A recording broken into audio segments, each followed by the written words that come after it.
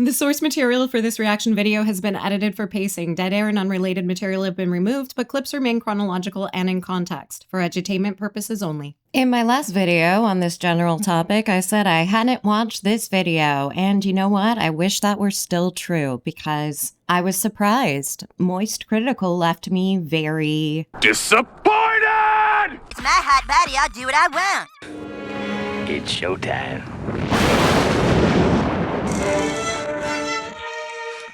I just heard about the H3 versus iDubbbz defamation lawsuit and spent the last 3 or so hours learning about it and getting into the nitty-gritty, figuring out all the bits and pieces and getting all the morsels of information I could find to really put the nipple clamps on it and figure out what all the hoopla is. Well, I'm glad for you that you spent 3 whole hours, but how did you spend those hours? Were you on Reddit, Twitter? Were you looking at court documents? What were you doing with those hours? Because I don't trust that you have valid sources of information. And it is a real thing. Does he think people didn't believe it actually existed unless he said something about it? And if that's true, oh my god, we're all fucked. The pugilistic legal paperwork has been filed against iDubbbz, so now... Did you read it? Did you read the paperwork that was filed? Is that why you're calling it pugilistic, or are you calling it pugilistic because you inherently disagree with the concept of the lawsuit in the first place? Because it feels like that one. They're gonna duke it out, not with knuckle sandwiches, but with extremely expensive litigation. And his continuation of metaphor leads me to believe that no, he hasn't read any of these papers. He's already made a determination on what they say. Offer it before I even get into the spaghetti and meatballs of the actual story here.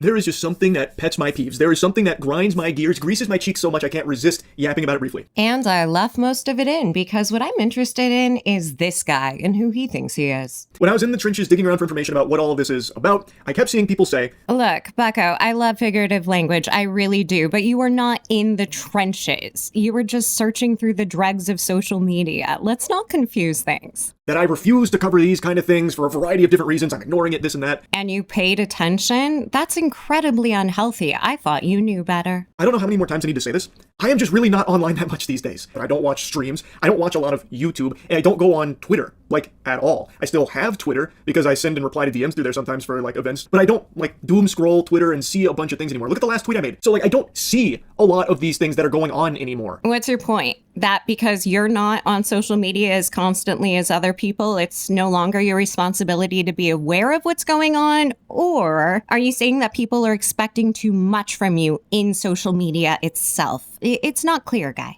But for some reason, everyone jumps to, oh, he must be ignoring it. He's got to be ignoring it. We can really tell a lot about this guy from the things he refuses to cover. It's okay to get emotional, but could you please stop hitting your desk? I just don't see them. The things I do hear about come from my friends sending them to me, or when I stream chat telling me about them, putting them on my radar. But if neither of those two avenues show it to me or tell me about it, I just never hear about it. I don't know when you started on YouTube, but you've got 18.1 million followers and over 7,000 videos, and you still haven't figured out that there are people you can't please? And I'm not even a fucking streamer anymore, not full time. I'm like a semi-retired streamer. I stream old school games, like a lot of retro games or a lot of Steam cum dumpster games, like actual trash. So you did cover drama content, but you're semi-retired and only play shitty games on stream now.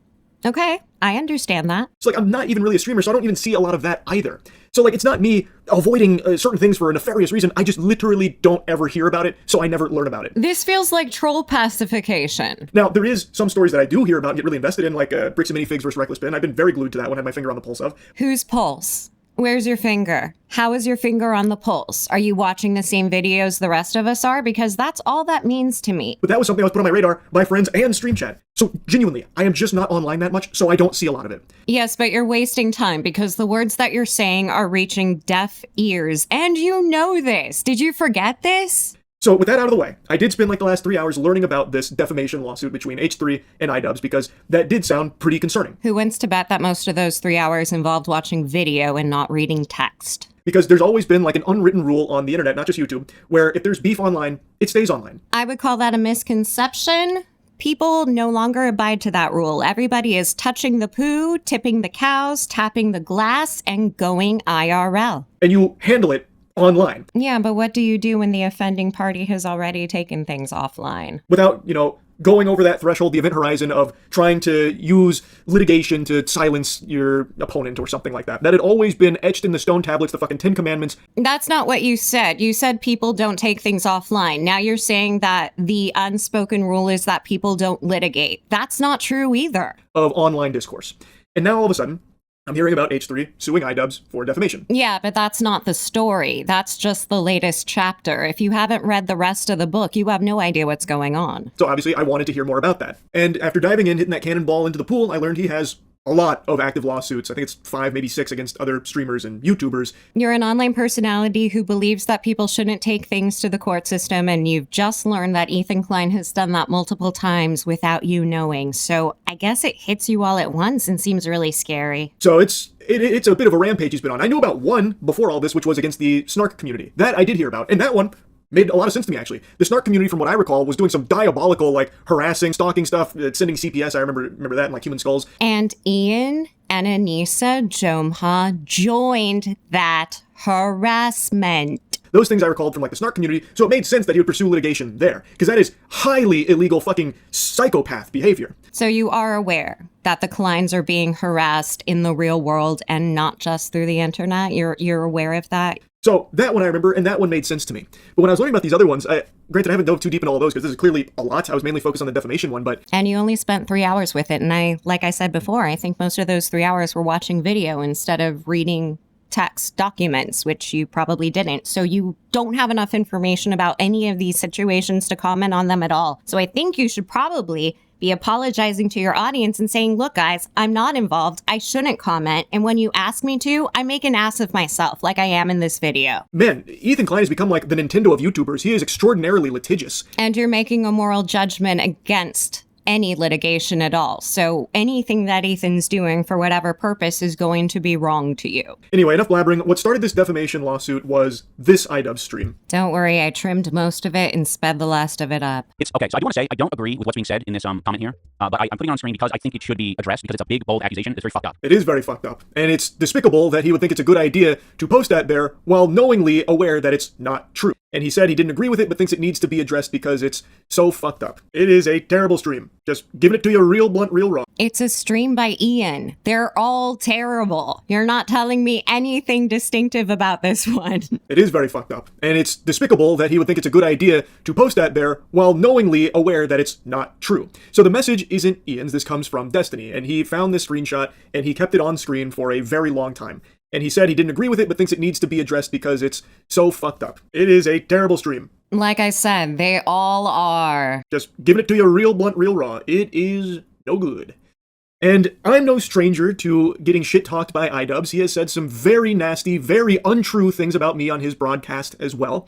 But what is being reported in regards to this stream isn't exactly telling the whole story. Then you must know a different story than I do, because you said you knew about the snarkers and the skulls and the CPS. What story are you gonna tell us? Now, when I first heard of this lawsuit, I was reading a bunch about it, but I wanted more information, like, directly associated with it to make sure I wasn't getting, like, fraudulent or misleading shit fed to me. So I reached out to someone whom I know is on the H3 team. Ah, so this is why people think you should be doing these things, because you have connections. What did they tell you? And Ethan did hear about that, so he did talk directly about me on his show and challenge me on a few things, and This doesn't make any sense. So you're saying that Ethan talked about you on Wednesday, not because you had made this video, but because someone he works with told him that you had opinions? Weren't you supposed to be asking them questions, not giving opinions? You said you were trying to find out information. Did eventually get to talk directly with Ethan, and I shared my full perspective on things and the problems I had around it and my concerns.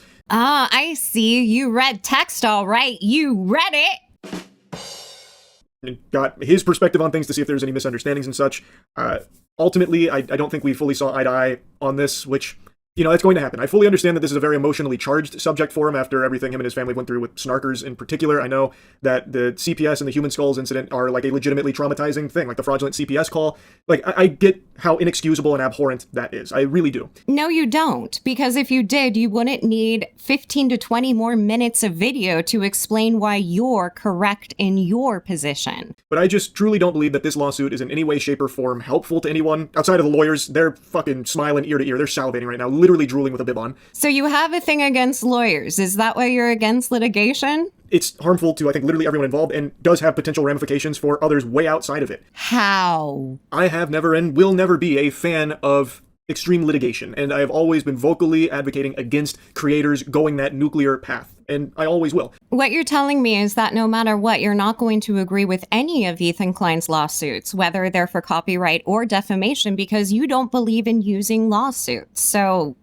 what's the point of the rest of the video? Of course, there are cases where it is understandable. Like I said, going after the snarkers that sent a fraudulent CPS thing through and the skulls and stuff, that one I do understand. I'm glad that you can understand things when there are physical objects involved, but digital objects still exist and cause problems for people too. But this one, I could never support that.